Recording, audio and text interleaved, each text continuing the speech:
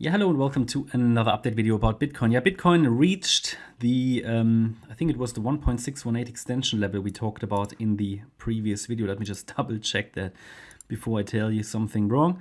But no, exactly. Yeah, you see Bitcoin reached that next target earlier today. So we're going to take a look at that in a minute. I cannot really give you any more micro counting than what we have because I find it unreliable at this stage. However, it's following through. That's the most important thing. It was definitely worth on this chart to remain patient. We've been waiting for a while for this, or we did wait for a while for this 5-wave move up, which happened and price topped on the 13th of July.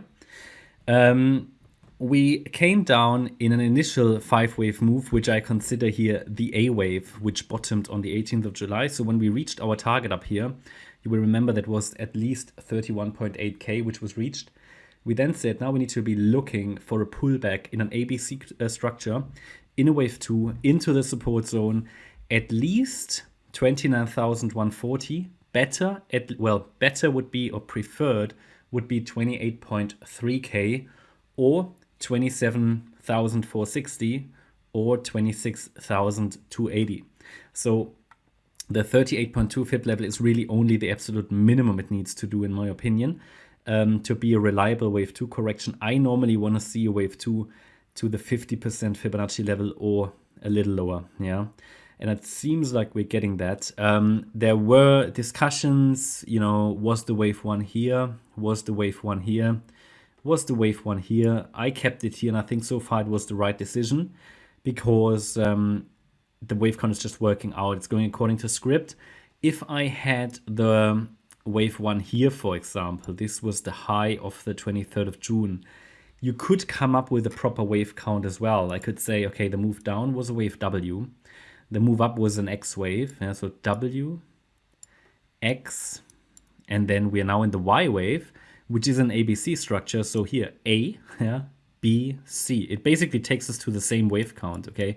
So from that point of view, it doesn't really matter so much. It would just have an impact on the support levels slightly, but it doesn't really matter so much. So there's no point of showing too many different options that lead to the same result anyway. Just note that we're now in this wave 2. We have so far forecasted the move down correctly. Yeah, the idea was that an A wave bottomed here on Tuesday, the 18th of July. That a B wave topped here on the 20th of July.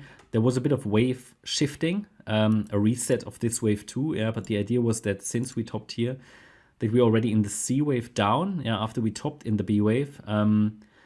That we're already in the C wave to the downside. We had a very strong wave 2 though, with yesterday's high towards the weekly candle close. So it nearly invalidated the idea that we are already in the C wave, but it wasn't invalidated. So from that point of view, it's still playing out to the downside. And at the moment, I have no evidence that price is already bottomed.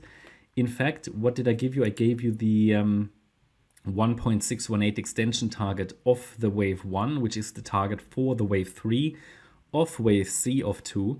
Gave you that in the last video, and that's typically what we see in a third wave, and it was reached perfectly, absolutely perfectly here, earlier today, and that gives us confidence. I mean, it's all about having confidence, not necessarily about, this analysis worked out. It's more about, right, we have confidence in this wave count, because if this is a third wave, then we should be ready for a fourth wave pullback here at some point. Again, I haven't got a very, very good view of the micro count here, to be honest. So I couldn't really give you anything that's very reliable on the micro level. There are just too many possibilities.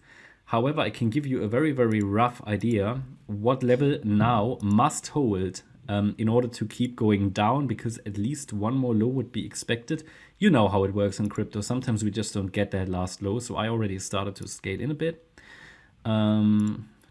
Wait for resistance. Yeah, it's the $29,610 level roughly here. If we stay below that level now, we should get one more low. A break above that level would be a first indication that we might already be doing a breakout, but not really a confirmation yet. But that's sort of at the moment a baseline level below which I would like that price stays for another low down. And if we get that fifth wave, it should get to around 28.3K. That would be my preferred option. We can also look at it in terms of the the A and the C wave length. So if we take the length of the A wave, go to the high of the B wave, then we're looking for the 1-to-1 ratio as a first very reliable target. Well, shouldn't say very reliable, but it's certainly a very interesting level to watch. 100% extension here at 28,080. I'm going to add that level to the chart as well, which means that as long as we stay below $29,610, we should get down to either 28,300 or $28,100 next, and that would be a potential target for the wave 5 of C. And there we could complete this wave 2 correction. It can always go a little lower, and then we've got these fib levels here, but we're not there yet. At the moment, I have no evidence that the low is in, but bear in mind that I see this whole support area as a launch pad for higher prices in a third wave rally, but the condition is that this 78.6 fib level needs to hold. Always worth watching the indicators. I think they are not down enough yet. Let's take a look at the daily chart. Again, internet a bit slow. Oh, seriously? Oh no, that's the 1 hour chart. Yeah, I was already thinking, right, are we below 30? No.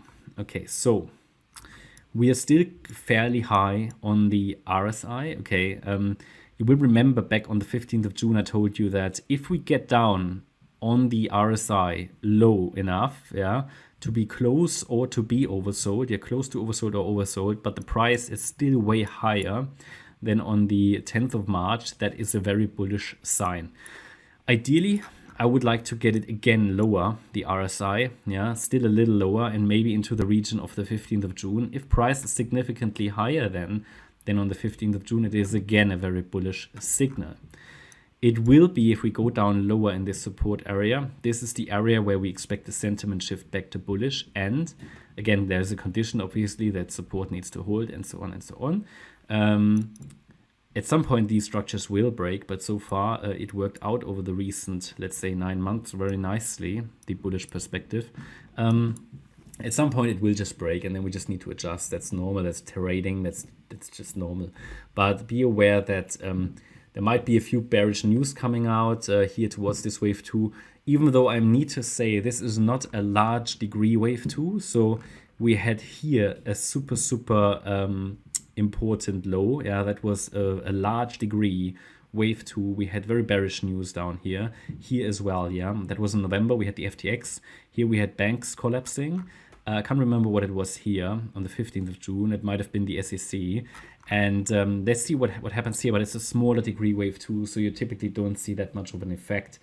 But if you don't feel like entering a trade in this area, then you know that probably the low is close. Okay, but yeah, not much more to add. I hope you liked the update. If you did, please hit the like button, leave a comment and subscribe. And if you really like the content, then please check out the channel membership. Thanks a lot for watching. Bye-bye.